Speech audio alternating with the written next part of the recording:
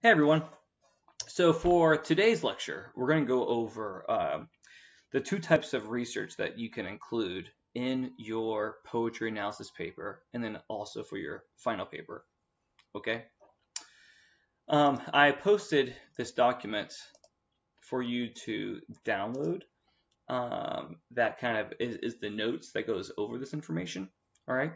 And it would be good for you to kind of have it out or have it available while we go over it, so that way you can write notes down if you want to, those sorts of things. All right. So for this class, I have broken down research into two categories. We have supportive research and topical research.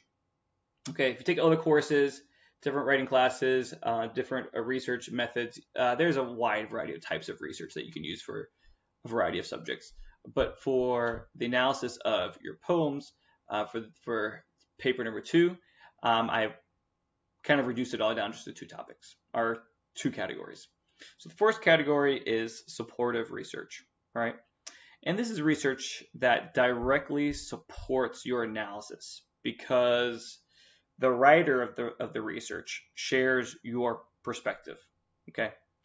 So you have found a source that actually talks about the actual poem that you are analyzing, and that article can be written by the author of the poem that you read, which sometimes happens. We have people like James Baldwin who actually writes and talks about his own books that he has written, or you can find a person who has provided his or her own analysis of your story, okay, or the poem that you are studying. So, for example, let's say you are writing about the main character in The Yellow Wallpaper, okay, and you're discussing how in the Yellow Wallpaper she becomes insane because of the setting. That's your analysis. So you can find a source. Let's say you found this source right here by Carol Margaret. That's where it should be a space there. Carol Margaret Davison. This source is called Haunted House, Haunted Heroine, Female Gothic Closets in the Yellow Wallpaper. All right. So the Yellow Wallpaper, this article is actually about the Yellow Wallpaper, and it's actually about the female main character. All right. And so you could have read that source, and you could use this direct quote from your research. The immediate and most disturbing implication is that she is infantilized in this former nursery. So this quote is actually about this short story that you are writing about. And so you use that quote and you integrate it into your essay. Okay, so that's supportive research. You are finding research that actually is about the poem or short story that you read and agrees with your perspective. All right. Then there's topical research, which to me I like better. To me, topical research is more analytical. It's more of a challenge. Okay. It allows you to be more original, okay, because topical research is research that indirectly supports your analysis by applying the research to your topic. So topical research is when you use research that's not written actually about your poem, or short story or whatever you're analyzing, but that you can apply the knowledge from it to your poem or source or whatever. So like, for example, let's say you're writing about, from the female perspective packet, you're going to analyze this poem right here by Amanda Lovelace. And this is what they don't want you to know. So she's not a very well-known poet. She's more of she's a contemporary poet. There might not be anything written about her. Okay, there might be nothing available analyzing her poem, which is totally fine.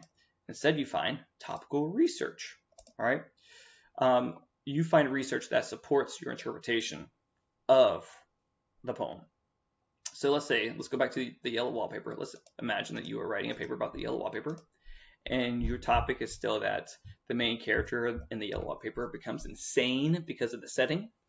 All right, well, instead of finding a quote that's actually about the yellow wallpaper. Instead, you find this source called Social Isolation in Mental Health, a conceptual and methodological review from social psychiatry and psychiatric epidemiology. All right.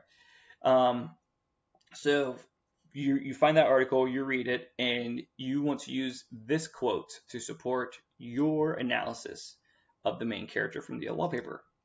Quote reads, previous studies have identified an association between loneliness and depression, suicidal behavior, personality disorders, and psychosis. So, loneliness. When someone is extremely lonely, they can develop depression, suicidal behavior, personality disorders, and psychosis, which we can all agree, if you read the yellow wallpaper, if you read that short story, the main character suffers from. Okay? So you would discuss how, of course, she becomes insane because, as Mr. Wang discusses in his article, all right, loneliness leads to these types of personality disorders in which the main character suffers from. Okay? So, like, if you were reading the female, if you're doing this packet of poetry, okay, and you really liked this poem, well, they don't want you to know, okay, so idea about women and their bodies, all right, then, you know, you could do research on women and their bodies, okay, and so you could find, you know, I found this article, women always know their bodies are not their own, and this talks about this idea of female ownership, all right, and their bodies, and also things that are kind of shied away from, all right, in society. And so you could read this more of a feminist article, and you could apply some of the information, you know, quote or something that the writer makes to the analysis of the poetry, all right. Never in this article does she mention anything about this poem, but you can make a connection though, okay, based upon theme. Daddy is a poem about a woman who had not a good relationship with her father, and how because of that she ends up having very bad relationships with other men. Okay, I thought every German was you. Okay, and it's a whew. I've always been scared of you. Okay, and so, you know, she writes about how this affects her relationships with other men down the line. Okay, and like this right here, if I've killed one man, I've killed two. The vampire who said he was you and drank my blood for a year. 7 years if you want to know. Okay, so she's referring to the man, this man that she was with for 7 years was like a vampire drinking her blood, and that relates all the way back to her father. So you could find an article that's not necessarily discussing the poem Daddy by Sylvia Plath, but you could find a resource that discusses the negative effects that broken father and daughter relationships have on future relationships. You know, you can find, you know, I could apply a lot of psychology articles to the essays that I used to always write to help understand. Same thing with racism. You can find poems about Langston Hughes's The Negro Speaks of Rivers, or you can find an article that discusses blood history. This idea that our blood passes down a connection to our historical legacy. Okay, and you can apply it to that. You can you read House in the World by Langston Hughes and find an article today about oppression in America and white spaces and all of this kind of stuff.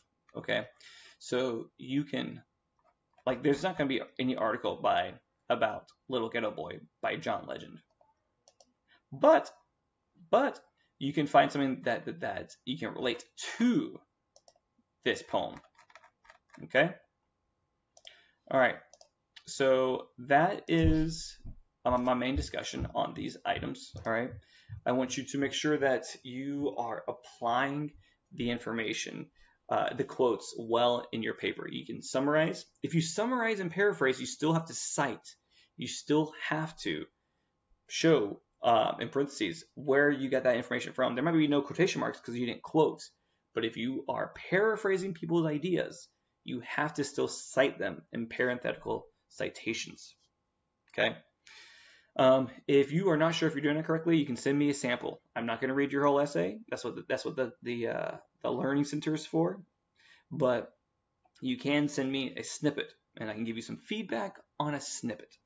Okay. All right.